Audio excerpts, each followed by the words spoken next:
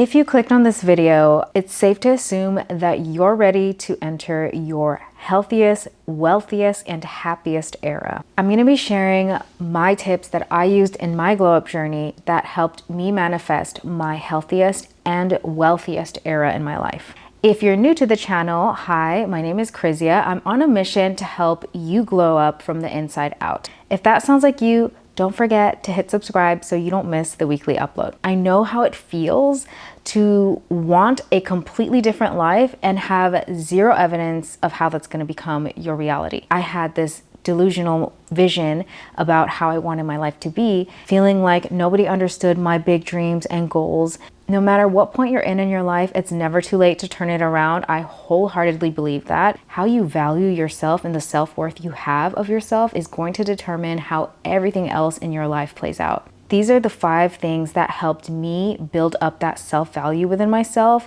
The first major thing is if you are in a place where you are ready to change your life, you truly are ready to reinvent your life, you have to stop taking advice from people who are not where you want to be and who have not done what you want to do. It's just not possible. People can only give advice from a place where they have been and they know. Be very careful of the people who I call the textbook learners and have a lot of information but not enough experience. If you want to do something in the best way possible, you want to learn from the person who's been there and who's done it. Very, very important tip, because a lot of times people in your family, people who love you and who are closest to you may mean well, but that doesn't mean that they are the best person to go to for advice, especially when it comes to goals and dreams that you've never seen done before. If you go to a cousin and ask them for business advice and they've never owned a business, you're probably not going to get the results that you want because they're just not experienced in it. I think at the end of the day, never rely on another person's experience wholeheartedly, but you're better off trusting someone who has real life experience in the thing that you're trying to do. So always take what you need, leave what you don't. The other reason why this is really important is because if you have a dream, especially, and you're feeling really excited about it and you want to go and tell somebody, and say you tell the wrong person who has never had a big dream like yours, you run the risk of them putting fear and insecurity into you. Because have you ever told an idea that you had to someone who maybe isn't a big dreamer like you are, and the first thing that will come out of their mouth is going to be fear? Why would you do that? That is too risky.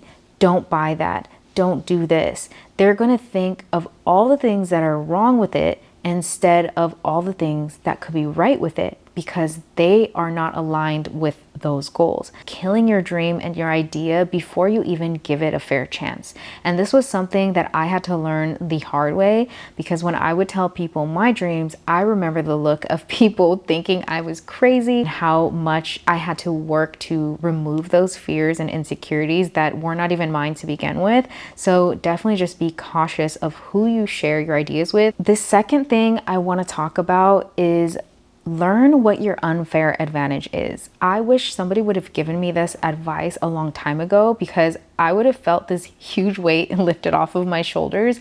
Because there's so many times where we look at someone's situation, and let's say you look at someone who's successful in doing what you want to do, and you think, oh, it's so unfair. They had money to begin with. Yes, that is unfair, but that's their unfair advantage. I would argue that people who have money, yes, they may have a head start in certain things, but they are also behind on a lot of other things that maybe you aren't behind in. For example, because you can grow up with so much resources in money, you may lack that self-awareness that comes with building character throughout life, because you don't know what it's like to maybe work for certain opportunities the same way others who grew up without money do. And it's just an unfair advantage. This is also going to help you remove that unnecessary comparison. We're all put on this planet to thrive, to grow. Nobody was put on this earth to suffer, as much as sometimes it seems like that is the case, because unfortunately things happen in this world and in life. We don't know the full context of what that soul is meant to heal and grow through.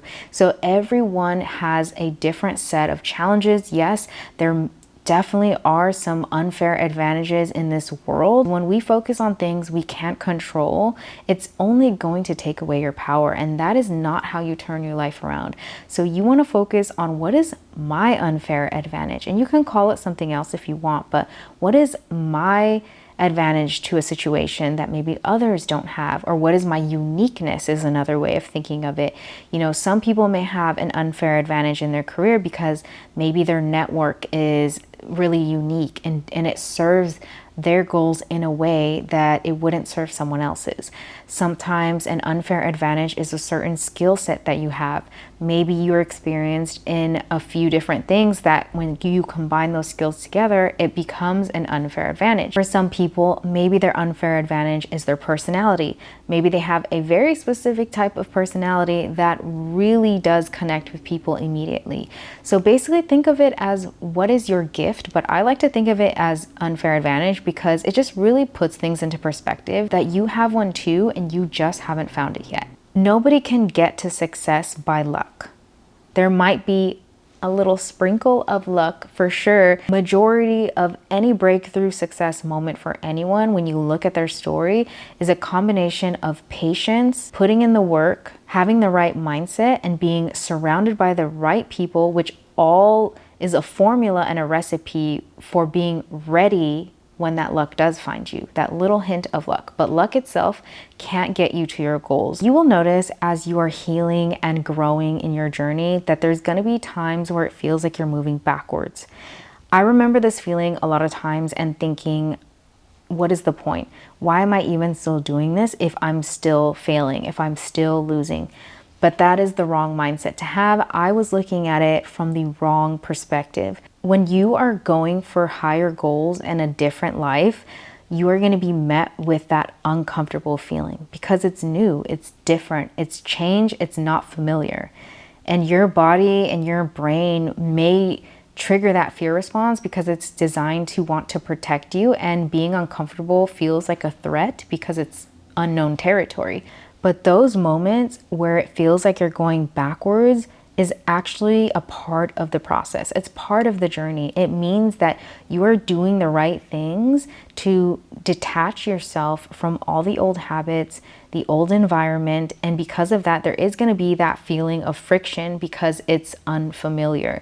So know that if you have been working towards your goals and your ideas and your habits, your self-love, and you're really doing your part to grow as a person, there will be times where it feels like you're going backwards or you're not moving at all. But don't look at challenges as setbacks. Each challenge is helping you become the person that you want to be. And it's not about being passive where you can just think of your ideas and then sit back and relax. If you are doing your part to put in the work, to move forward, and to keep going despite those feelings, then you are doing exactly what you need to be doing. Just don't give up, especially during those times where it can look like an illusion that you're not progressing. You are. You will be tempted to want to control everything. A part of growing and taking your growth to the next level is learning how to surrender. We just want to control because that's our ego. That is part of what holds us back when we try to control too much of it, because our destiny is not entirely up to us. Our soul is assigned a purpose here already, so it is not our job to try to control what we just can't see. You just have to trust that what's meant for you is meant for you, and it will find you if you're putting in that work and growing along the way. In order to really release the old identity and the old you, you have to be willing to surrender the control, because it is only then that the universe will see that you're fully ready to take on a new life, that you are fully ready for the new manifestations, the new blessings in your life. You have to trust that the universe, or God, whatever you may want to call it, is leading you in the right direction, even in those moments that feel like setbacks. That leads me into my next point. Your mind is so much more powerful than you know it. So be really careful what you choose to think and what you choose to say. What if I told you that if you had a thought, it was powerful enough to make it a reality instantly? You would probably be way more careful about the things you choose to think about, talk about, or say out loud in general. You have to remember that you're always manifesting whether you realize it or not. Whether you're aware of it or not, you're either manifesting towards your dreams or away from them. It's never neutral, it's never in between. You're either manifesting your goals or manifesting more of what you don't want into your life. If you are complaining all day or if you are talking bad about someone, it doesn't matter what you want at the core. The vibration of your frequency is going to attract more of what your current frequency is. So if your current frequency is vibrating on complaining, ungratefulness, gossiping, jealousy, the universe isn't able to determine, oh, well, even though she's in a vibration of negativity, let's give her what she really wants. It doesn't work like that. There's a lot of physics behind this that you can look into. Your frequency is just going to attract like a magnet what your frequency is giving out into the world. That's why I don't even like to joke anymore about things that I don't really mean, because I find that you become more in tune with your energy and your frequency, you can attract things pretty quickly. If you're not where you want to be in life yet, it's because you're the one delaying it. Your energy is the one delaying it. I remember the feelings of being so frustrated where I'm like, why is it that I'm working so hard towards my goals and dreams and everyone else seems to get what they want and not me? And I was constantly in that vibration of negativity, thinking that I'm not worthy of what I actually want. It's not fair. And the more that I had that kind of energy, the longer it delayed me from getting to the life that I have now, which is ultimately where I've always wanted to be, feeling freedom, feeling happiness, feeling so inspired and just creating and not even comparing myself anymore to anyone's journey, because I know the value of my world and my life. The other thing you have to stop doing is playing the comparison game of whose life sucks more. A lot of people are out here comparing their lives and their problems and the negative aspects of their lives and saying, well, my life was harder. My struggle was harder. Well, you don't have it as unfair as I do. I'm more broke than you. Stop playing in that game. If you want to change your life, you have to get out of that victim mode, and you have to stop hanging on to the parts of yourself that don't serve you anymore. Because even if you're the most talented person with the best intentions, if you're thinking negative thoughts, looking at all the things that are missing, you're going to feel stuck. So release yourself and release yourself from the old identity. You want to be able to transform into a new, higher version of yourself. And in order to do that, you have to let go. The last most important step is you have to build trust within yourself. There's no point in any of this if you don't trust yourself.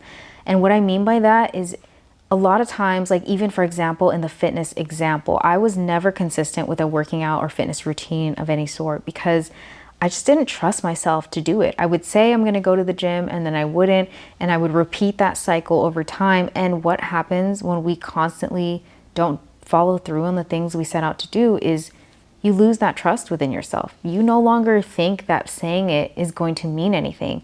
And it's the same thing like if you were in a relationship, if someone constantly said they loved you, but they did things the opposite of that, you're not going to believe them anymore.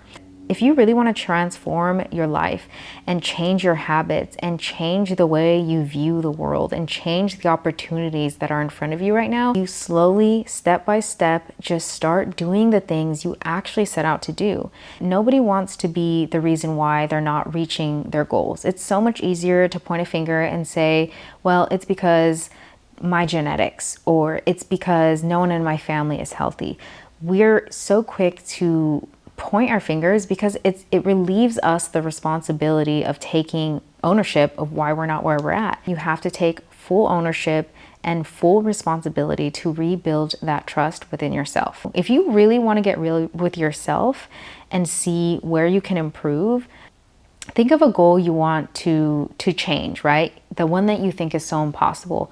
You think you can't be a morning person. You think you can't work out. You think that it's unfair that you're not losing weight. And then track your habits around that goal. If you're trying to lose weight and you track every single meal that you eat and every single workout that you do, then you can pinpoint, okay, maybe I am still eating a little bit of junk food and I can cut back. Maybe I could increase my workouts one more day out of the week. Look at the data, track your habits. If it's procrastination, something I encourage a lot of people to do is track their time. One of the number one excuses that we often give ourselves, or people give themselves, is that they just don't have the time to start a business, or they don't have time to invest in their hobbies or their workout routine.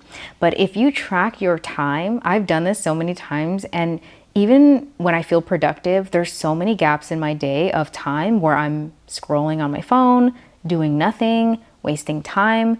So at the end of the day, if you really want to rebuild that trust with yourself and get real with yourself, track your habits and see where you can improve and be really honest with yourself. You can't change your life if you're in denial. If you made it to the end of the video, say divine timing. So I know that you made it to the end, and it is in divine timing that you will manifest the highest version of yourself and the life that you do deserve.